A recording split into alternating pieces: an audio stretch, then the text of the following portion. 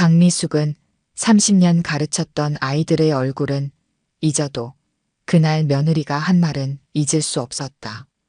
어머니, 제가 승진했어요. 팀장이 됐답니다. 며느리 이하연의 목소리는 들떠 있었다.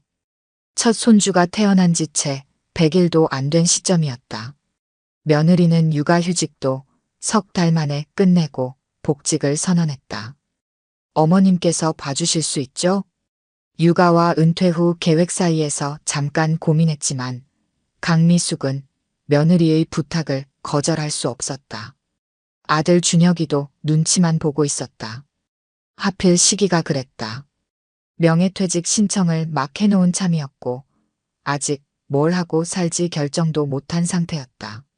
당시 남편의 만류가 있었다. 원래 계획했던 대로 하자고. 하지만 시어머니 구실 좀 한다고 큰일 나겠냐 싶었다. 티끌만큼도 몰랐다. 이게 10년 노예 계약서의 첫 페이지가 될 줄은. 이야기를 계속하기 전에 구독과 좋아요 꾹 눌러주시고 매일 배달되는 사연 들어보세요. 알림 설정까지 해두시면 이야기가 올라오자마자 들으실 수 있답니다. 그럼 다시 이어가 보겠습니다. 아이를 보기 시작한 지 2달째 첫 균열이 생겼다. 명예퇴직금으로 계획했던 제주도 게스트하우스 창업은 무기한 연기해야 했다. 퇴직금 상당 부분은 아이를 위한 새 아파트 보증금으로 들어갔다. 아파트를 큰 평수로 옮기는 김에 시어머니가 보태주는 게 당연하다는 듯 며느리는 입도 뻥긋하지 않았다. 새 아파트에서의 생활이 시작됐다. 매일 아침 7시에 출근하는 아들 내외를 대신해 아이를 돌봤다. 퇴근은 시시때때로 달랐다. 9시에 들어올 때도 있고 회식이 있다며 12시가 다 되어서야 들어오는 날도 많았다. 어머님, 저희가 지금 막 회식 들어가거든요. 서진이 재워주시면 안 될까요? 며느리의 전화는 언제나 양해를 구하는 척하면서도 이미 결정된 사항을 통보하는 투였다. 한 번은 큰 맘먹고 말을 꺼냈다. 하연아, 저녁에는 너희가 직접 애를 봐야지. 나도 내 시간이 필요해. 어머, 시어머님. 제가 지금 팀장이에요. 제 위치에서 칼퇴근은 좀 그런 거 이해해 주세요. 며느리는 눈도 마주치지 않은 채 답했다. 손에 든 명품 백을 만지작거리며. 그래, 며느리의 승진이 무엇보다 중요했다. 시어머니의 인생은 당연히 후순위였다. 가장 속이 끓어오른 건 SNS였다. 며느리는 매일같이 워킹맘의 일상을 올렸다. 출근 전 아이와 찍은 사진, 점심시간에 택배로 받은 유기농 이유식, 퇴근길에 잠든 아이 사진까지. 마치 혼자서 다 해내는 양 포장했다. 친정어머니 최영숙은 더했다. 주말마다 골프장에 출석 도장 찍듯 다니면서도 모임만 나가면 자랑이란다. 우리 하연이가 얼마나 훌륭한 며느리인지, 아이를 키우면서도 저렇게 성공 가도를 달리는지, 시어머님이 애를 봐주셔서 얼마나 다행인지. 그래도 참았다. 내 새끼 키우는 건데 하는 마음으로. 그런데 둘째가 생겼다는 소식을 들었다. 둘째라니. 첫째도 버거웠는데. 강미숙은 하루하루가 전쟁이었다. 아침 5시 반이면 일어나 이유식을 준비했다. 서진이는 입이 까다로웠다. 당근은 으깨야 했고 시금치는 아예 먹지도 않았다. 교사 시절에도 이렇게 일찍 일어난 적이 없었다. 친정어머니 최영숙은 얼굴도 비치지 않았다. 주말에 잠깐 들르면 서진이를 안아보고는 아이고, 우리 똥강아지 한마디로 끝이었다. 대신 하연이 눈치만 살폈다. 어머, 우리 딸 또 명품백이네. 골프 가방도 새로 바꿨어. 최영숙의 관심사는 따로 있었다. 딸내미 뒷바라지에 여념이 없었다. 출근할 때 입고 갈 옷, 명품 쇼핑, 골프장 회원권까지. 서진이 육아는 시어머니 몫이라는 듯 나 몰라라 했다. 하연은 SNS에 매일같이 글을 올렸다. 오늘은 영어 유치원 상담을 다녀왔다느니, 유기농 식재료를 주문했다느니. 실상은 모두 강미숙의 몫이었다. 유치원은 강미숙이 발품 팔아 알아봤고, 장도 강미숙이 봤다. 사진만 찍으러 오는 날도 있었다. 퇴근 시간에 잠깐 들러 서진이와 인증샷을 찍고는 회식 자리로 달려갔다. 그러고도 워킹맘, 슈퍼우먼 같은 해시태그를 달았다. 둘째 임신 소식은 SNS로 먼저 알았다. 강미숙은 그날도 서진이 열을 재고 있었다. 감기가 심해 밤새 끙끙 앓던 참이었다. 그런데 며느리 인스타그램에는 초음파 사진이 올라와 있었다. 축하해주세요. 둘째가 찾아왔어요. 이제 서진이가 언니가 되나 봐요. 더 열심히 살게요. 댓글은 축하 일색이었다. 최영숙은 제일 먼저 달려들어 댓글을 남겼다. 우리 딸 최고. 시어머님이 계시니 든든하지. 강미숙은 핸드폰을 내려놓았다. 옆에서 서진이가 열에 들떠 잠들어 있었다. 퇴직금을 보증금으로 쓴 이후 며느리는 더 당당해졌다. 마치 그 돈이 당연한 듯이. 이젠 둘째라니. 엄마, 둘째는 일찍 낳는 게 좋대요. 준혁이 말투는 조심스러웠다. 눈치는 보였지만 결국 아내 편이었다. 늘 그랬다. 어머니의 희생을 모른 척했다. 퇴직금 이야기만 나와도 슬그머니 자리를 피했다. 하연의 둘째 입덧은 유난히 심했다. 그래서 더 일찍 퇴근한다더니 오히려 회식이 늘었다. 입덧 때문에 집에서 못 있겠다며 친구들을 만났다. 서진이는 여전히 강미숙 몫이었다. 최영숙은 주말마다 골프장에 출석 도장 찍듯 다녔다. 얼마 전엔 골프 모임에서 자랑이란다. 우리 하연이가 둘째를 가졌는데도 승진 준비를 한다고. 시어머님이 애를 봐주셔서 얼마나 다행이냐고. 자랑은 또 SNS로 이어졌다. 이번엔 안티 임신 입덧약을 들고 찍은 사진이었다. 임신해도 일은 계속해야죠. 우먼 파워. 강미숙은 그날도 서진이 이유식을 만들고 있었다. 한밤중에 열이 오른 서진이를 껴안고 응급실을 가던 날들이 떠올랐다. 둘째까지. 이대로는 안 됐다. 둘째 민우가 태어난 날부터 강미숙의 하루는 26시간이어도 모자랐다. 어머님, 서진이 하원 시간에 맞춰 민우도 데리고 와주세요. 소아과도 들러야 하는데. 출근길에 던지듯 말하고 나가는 며느리를 보며 강미숙은 입술을 깨물었다. 영하의 날씨에 2달 된 아기를 데리고 3살배기 하원까지. 이게 말이 되나 싶었다. 서진이는 동생이 생기고 나서 더 손이 많이 갔다. 유치원에서 돌아오면 엄마부터 찾았다. 엄마는 언제 오냐고, 회사는 어디냐고.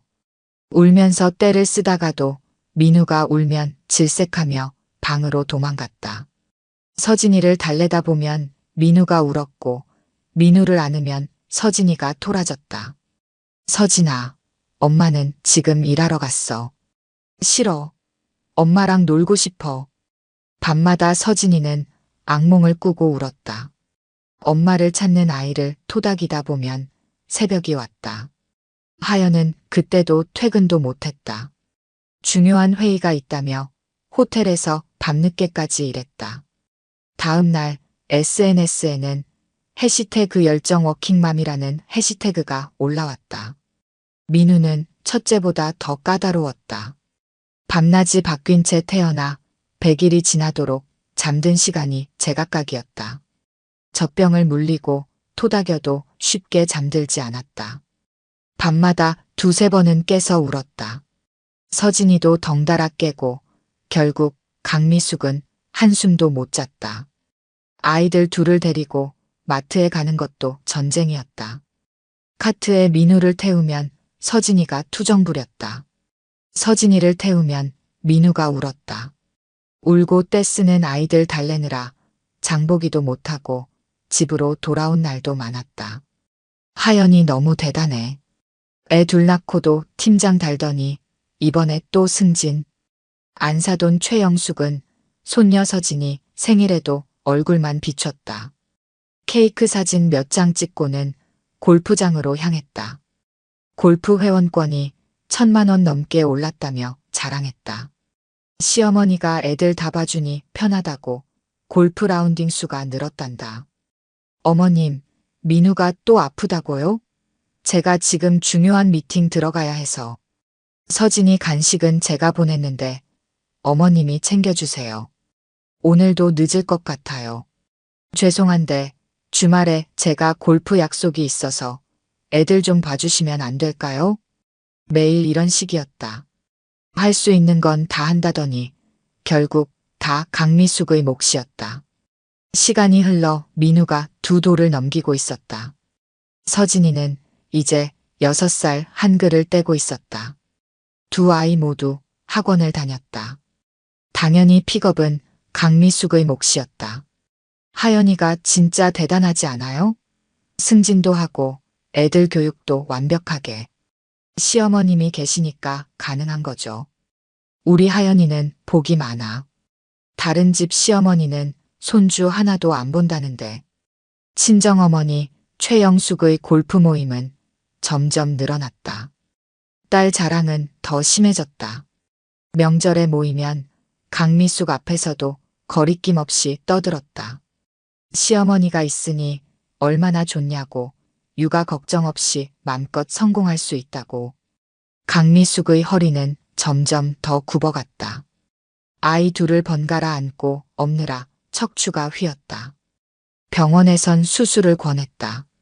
하지만 시간이 없었다. 서진이 학원 하원에 민우 어린이집 하원, 학원 데려다 주기까지 쉴 틈이 없었다.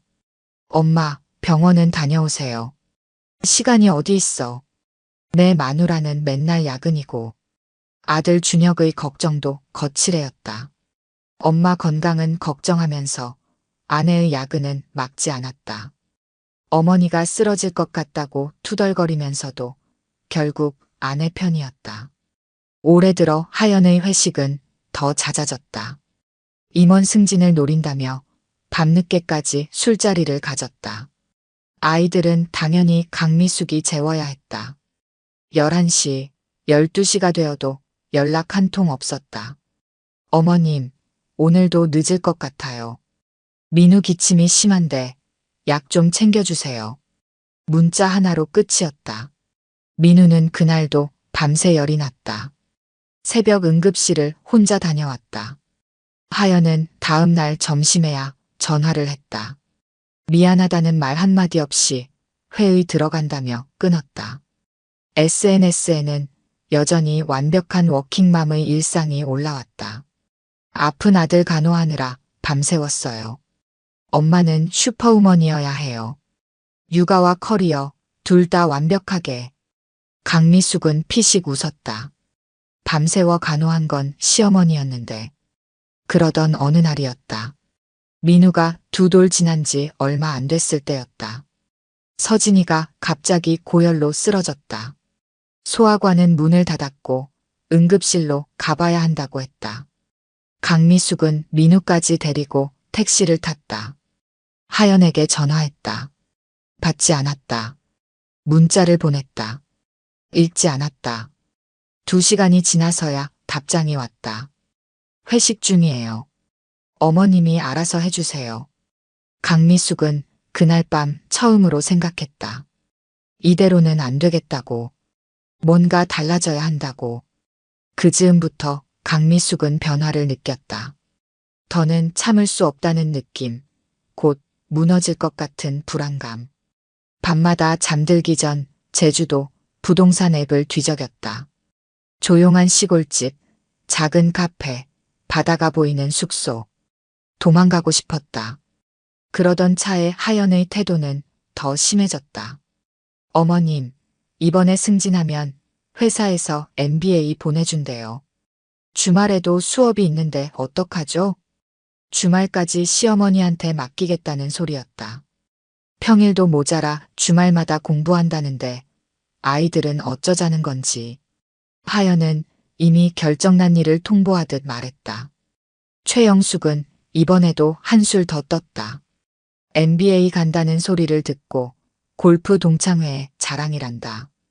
우리 며느리는 시어머니가 애들 다 봐주니까 공부할 시간도 있대. 부럽다면서들 난리야. 명절 때 한 말이었다. 강미숙은 부엌에서 설거지를 하다 그대로 그릇을 놓쳐버렸다. 손이 덜덜 떨렸다. 하연의 SNS는 더 가관이었다. 주말마다 올라오는 브런치 카페 인증샷, 친구들과의 모임 사진. 아이들은 보이지 않았다. 해시태그만 육아스타그램, 엄마 일상 같은 말로 채워져 있었다. 어머님, MBA 면접 준비한다고 이번 주말에도 스터디해요. 애들 좀 부탁드려요. 그날따라 강미숙은 무릎이 아팠다. 병원에서는 수술을 서두르라 했다. 민우는 또 기침이 심했고 서진이는 피아노 학원을 새로 등록했다는데 하연은 들은 척도 안 했다. 엄마, 제가 말해볼게요. 준혁의 말도 공허했다. 매번 그랬다. 아내 앞에만 서면 쭈뼛거렸다. 어머니의 고통은 보고도 못 본 척, 듣고도 못 들은 척. 그러던 어느 날이었다. 민우가 고열로 쓰러져 응급실에 실려갔다. 하연의 전화기는 꺼져 있었다. 준혁은 해외 출장이었다. 강미숙은 의사의 말을 듣다가 그 자리에서 쓰러질 뻔했다. 폐렴 초기 증상인데 왜 이제 오셨어요? 더 늦었으면 큰일 날 뻔했는데. 그날 밤 하연은 인스타그램에 글을 올렸다. 오늘도 야근. 워킹맘의 숙명이네요. 열정 워킹맘. 다음 날 하연이 들떠서 찾아왔다. 얼굴엔 화색이 돌았다. 뭔가를 자랑하고 싶어 안달이 난 표정이었다. 강미숙은 직감했다. 또 뭔가 자기 맘대로 결정해놓고 통보하러 왔구나. 어머님, 저 셋째 임신했어요. 강미숙은 며느리의 말을 듣자마자 쓰러질 것 같았다. 귀가 윙윙거렸다. 하연은 여전히 신이 난 목소리로 떠들어댔다. 이번엔 좀 더 오래 육아휴직 쓸 거예요. 6개월 정도? MBA도 있고 해서 그 이상은 어렵겠지만. 강미숙은 말없이 일어났다. 부엌으로 가서 찬물을 한 컵 따랐다. 목이 마르고 머리가 어지러웠다. 하연은 뒤따라와 계속 말을 이었다. 벌써 친정엄마한테도 말씀드렸어요. 너무 좋아하시더라고요. 시어머님이 계시니까 셋째도 가능하다고. 찬물 컵이 바닥에 떨어졌다. 하연은 말을 멈췄다. 강미숙이 천천히 돌아섰다. 그제야 며느리는 뭔가 이상하다는 걸 눈치챘는지 뒷걸음질 쳤다. 어머님? 나가. 목소리가 떨렸다. 하연은 어리둥절한 표정이었다. 네. 당장 나가. 왜 그러세요? 강미숙은 바닥에 떨어진 유리컵 파편을 보았다. 산산조각 난 유리 조각처럼 자신의 인생도 이렇게 망가져 있었다. 더는 돌이킬 수 없을 만큼. 그날 밤 강미숙은 오래전부터 준비해두었던 서류 봉투를 꺼냈다. 마침내 은퇴한 남편의 퇴직금과 전세금으로 마련한 제주도 서귀포시의 작은 집 계약서였다. 몰래 알아보고 몰래 계약금을 걸어둔 집. 도망갈 곳이 필요했다. 8년 동안 모아둔 통장도 꺼냈다. 2아이 키우면서 빠듯했지만 조금씩이라도 모아두었다. 도망갈 때를 대비해서. 통장엔 2천만 원이 조금 넘게 있었다. 하연이 계속 전화를 걸어왔다.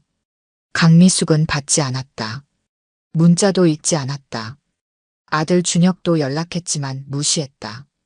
대신 부동산에 전화를 걸었다. 네, 제주도 집 계약건 말씀하시는 거죠? 이번 주말에 오시면 됩니다. 강미숙 부부는 짐을 꾸렸다. 많이 싸지 않았다. 옷가지 몇 벌, 필요한 서류들 뿐이었다. 살면서 모은 건 별로 없었다. 있는 것들도 다 아이들 장난감, 아이들 옷이었다. 준혁이 현관문을 두드린 건 그날 밤이었다. 엄마, 이러시면 안 돼요. 하연이가 많이 후회하고 있어요. 문은 열어주지 않았다. 후회? 이제 와서? 강미숙은 가방을 마저 쌌다. 창밖으로 아들의 그림자가 보였다. 한참을 서성이다 돌아갔다. 아들에게 카톡을 보냈다. 이제 나를 찾지 마라. 내 보증금 지금 당장 돌려달라고 말하진 않을 테지만 다음 계약 때는 돌려주면 좋겠다. 다음 날도 하연이 찾아왔다. 이번엔 최영숙과 함께였다. 어머님, 문 좀 열어주세요. 얘기 좀 해요. 아니, 시어머니가 이럴 수가 있나? 자식 새끼 키워준다고 좋은 일 하시는 거지. 왜 이러세요? 최영숙의 큰 소리가 현관문 너머로 들렸다. 강미숙은 냉장고를 비우고 있었다. 상한 우유, 먹다 남은 반찬들. 다 버렸다. 새 삶에선 필요 없을 것들이었다. 강미숙은 비행기 표를 예약했다. 토요일 오전 9시 김포발 제주행. 편도였다. 토요일 새벽 강미숙 부부는 조용히 집을 나섰다. 캐리어 하나, 손가방 하나가 전부였다. 아침 8시 공항 입구에서 전화가 울렸다. 어머님, 큰일 났어요. 민우가 열이 나요. 서진이도 감기 기운이 있고. 강미숙은 전화를 끊었다. 8시 10분 하연에게 문자가 왔다. 애들이 아프다고 하는데 왜 전화를 안 받으세요? 어디 계시는 거예요? 8시 30분 준혁이 연락했다. 엄마 어디세요? 애들이. 9시가 되자 비행기는 이륙했다. 활주로를 벗어나는 순간 강미숙은 눈을 감았다. 귓가에서 아이들 목소리가 들리는 것 같았다. 할머니, 할머니. 30분쯤 지났을까? 핸드폰이 터져나갈 듯 울렸다. 어머님 제발 받아주세요. 엄마 어디로 가신 거예요? 시어머님 이러시면 안 돼요. 강미숙 여사님 제발요. 마지막은 최영숙이었다. 평생 반말만 하던 사람이 존댓말까지 썼다. 강미숙은 비행기 모드를 켰다. 집에선 패닉이 시작됐을 것이다.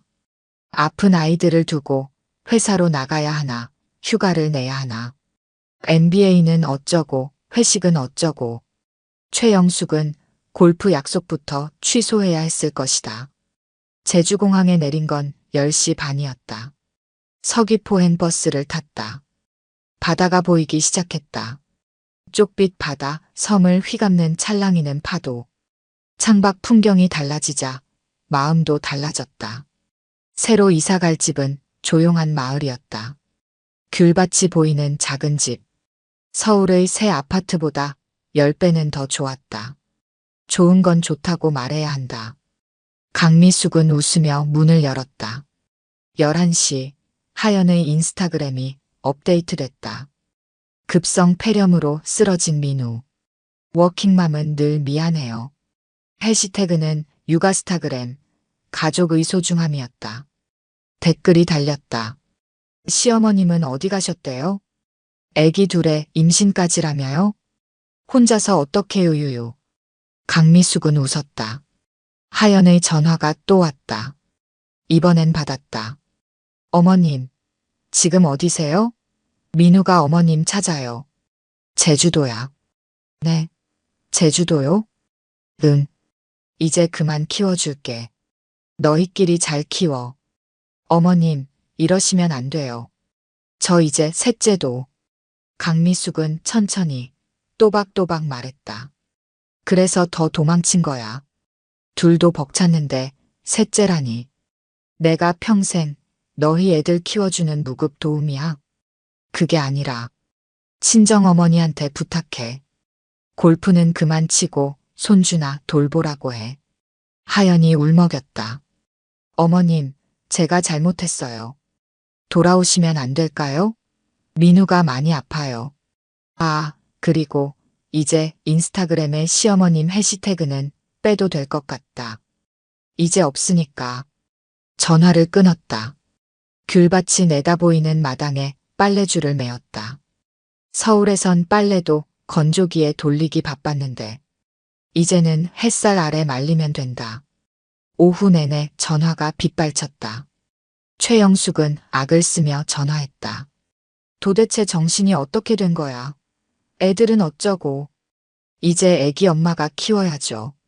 아니면 외할머니가 키우시든가요. 이게 무슨 망발이야. 시어머니가 손주 키워주는 건 당연한 거 아냐? 당연하진 않아요. 전 이제 제 인생 살 거예요. 최영숙은 발악을 했다. 하연이가 얼마나 잘했다고. 승진도 하고 MBA도 가고. 그러니까 이제 그만큼 벌어서 어린이집도 보내고 도우미도 쓰시면 되죠. 밤이 되자 준혁이 또 전화했다. 이번엔 사정하는 투였다. 엄마, 제가 잘못했어요. 돌아오세요. 아니, 넌 잘못한 거 없어. 그저 마누라한테 잘 보이려고 엄마 등골 빼먹은 것 뿐이잖아. 12시가 넘어서야 전화가 잠잠해졌다. 강미숙은 마당에 앉아 바다를 바라봤다.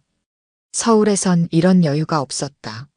아침 5시부터 밤 12시까지 아이들 뒷바라지에 하루가 순식간에 지나갔다. 다음 날 아침 하연이 인스타그램을 업데이트했다. 긴급 육아휴직. 아픈 아이들과 함께 있어야 할 것 같아요. MBA는 다음 기회에 해야죠. 해시태그는 육아스타그램, 현실 워킹맘. 댓글이 폭주했다. 시어머님은 왜 안 계신다는 거예요? 아니 평소에 시어머님 자랑하더니. 셋째 임신했다면서요? 강미숙은 마당 귤나무에 물을 주고 빨래를 널었다. 동네 시장에 가서 장도 봤다. 저녁엔 해변을 산책했다. 이런 게 일상이 되는구나. 아들 준혁도 변했다. 아침 일찍 회사 가서 밤늦게 들어오던 생활이 끝났다. 아이들 유치원 하원은 이제 그의 몫이었다. 회식도 못 갔다. 한 달이 지났다.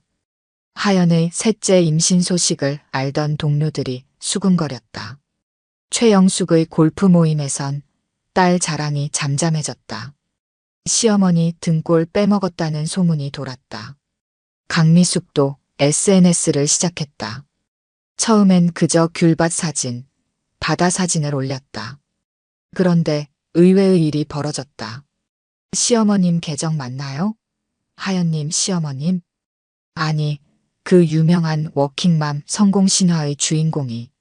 진실이 밝혀지는 건가요? 강미숙은 담담하게 썼다.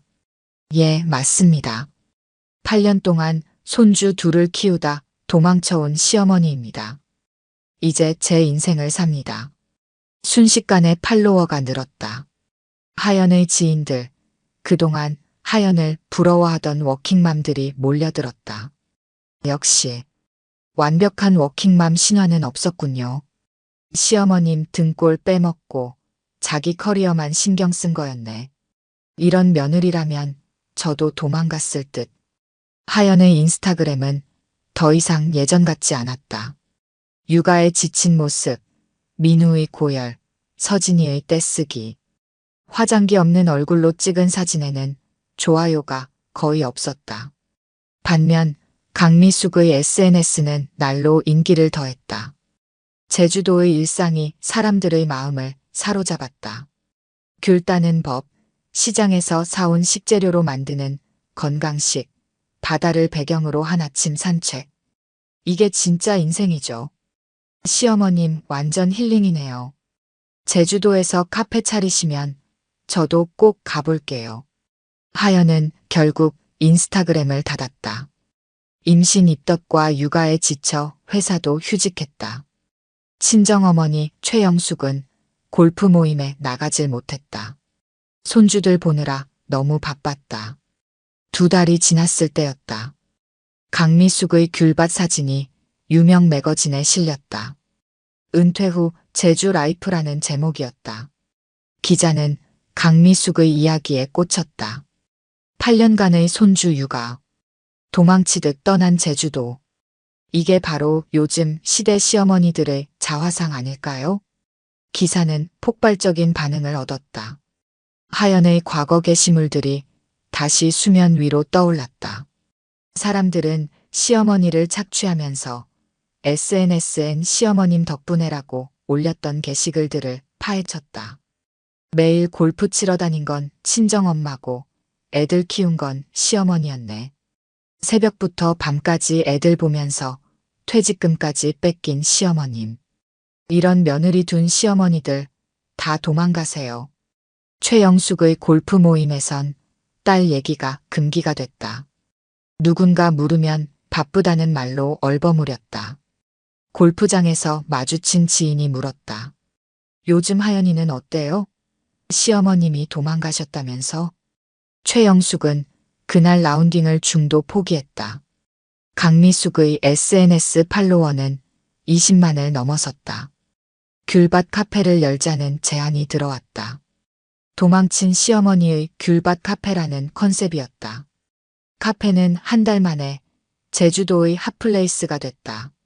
입소문이 퍼지자 본인의 시어머니를 모시고 오는 며느리들도 생겼다. 저희 어머님도 이제 좀 쉬시라고 모시고 왔어요. 시어머님께 제주도 여행 선물했습니다. 이제 친정엄마도 손주 좀 봐야죠. 하연은 결국 그동안 차곡차곡 쌓였던 육아휴직을 쓰기로 했다. MBA는 취소됐고 임원 승진은 물거품이 됐다. SNS에서 시어머니 팥한 며느리로 낙인 찍혀 너무 욕이 많아서 SNS는 폐쇄했다. 그 사이 제주도의 강미숙은 달라졌다.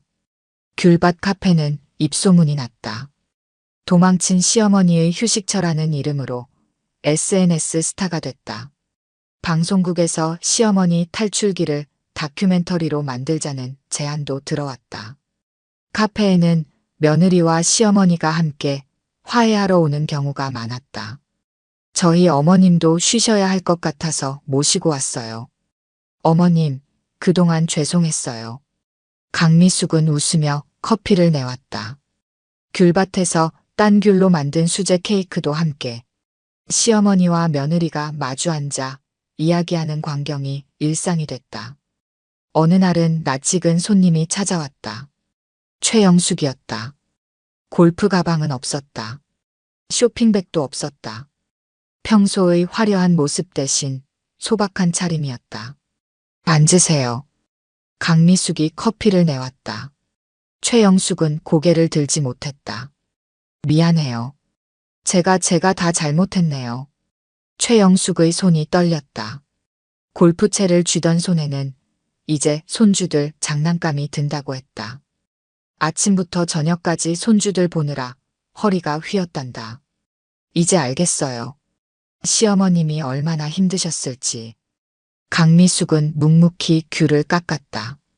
그동안 손주들은 어떻게 지내냐고 물었다. 민우는 이제 감기가 나았대요. 서진이는 자꾸 할머니를 찾아요. 최영숙의 눈에 눈물이 맺혔다. 하연이가 많이 달라졌다고 했다. 육아휴직을 내고 처음으로 아이들과 제대로 된 시간을 보내고 있단다. 매일 아침 일찍 일어나 아이들 아침을 챙기고 서진이 유치원도 직접 데려다 준다고 했다. 아침에 일어나 보니 하연이가 고등어를 굽고 있더라고요. 인터넷 보면서 요리를 배우나 봐요. 처음 해보는 건데도 고집스럽게. 강미숙은 피식 웃었다. 며느리가 요리를 시작했다는 건 처음 듣는 얘기였다. 최영숙의 방문 이후 한 달이 지났다. 강미숙의 귤밭 카페는 입소문이 나서 제주도의 명소가 됐다. 시어머니와 며느리가 함께 찾는 곳으로 유명해졌다. 이제는 예약제로 운영했다. 어느 날 하연이 보낸 택배가 도착했다. 봉투 안에는 사진 한 장과 편지가 들어있었다. 사진 속 하연은 민우와 서진이를 데리고 장을 보고 있었다. 장바구니엔 생선이 가득했다. 반찬을 만들고 있는 모양이었다. 강미숙은 며느리의 변화가 신기했다. 레스토랑에서 외식만 하던 하연이 이제는 장을 보고 요리를 배우고 있다니. 편지에는 육아의 고단함과 시어머니에 대한 미안함이 가득했다. 친정어머니 최영숙도 달라졌다. 골프채를 내려놓고 손주들과 시간을 보내기 시작했다. 육아가 얼마나 힘든 일인지 이제야 알았다고 했다. 더 이상 딸의 커리어를 자랑하지도 않았다. 준혁도 조금씩 변했다. 이제는 주말마다 아이들을 데리고 공원에 갔다. 마누라 눈치만 보던 모습은 찾아볼 수 없었다. 퇴근 시간도 일찍 앞당겼다. 강미숙의 SNS는 더 이상 도망친 시어머니의 이야기가 아니었다. 제주도에서 찾은 새로운 행복, 귤밭과 바다가 있는 일상이 담겼다. 사람들은 이제 그녀를 인생 2막의 아이콘이라고 불렀다. 6개월이 지난 어느 날 하연이 제주도로 찾아왔다. 이번엔 혼자였다. 강미숙의 카페에서 조용히 귤차를 마시며 바다를 바라봤다. 더 이상 명품백도 화려한 옷도 없었다. 대신 장바구니와 앞치마가 손에 익은 주부의 모습이었다. 그리고 이제는 진짜 워킹맘이 되기 위한 계획을 세우고 있었다. 시어머니의 희생 위에 세워진 가짜 커리어가 아닌 진짜 일과 육아의 균형을 찾아가는 중이었다. 늦었지만 이제야 제대로 된 걸음마를 시작한 셈이었다.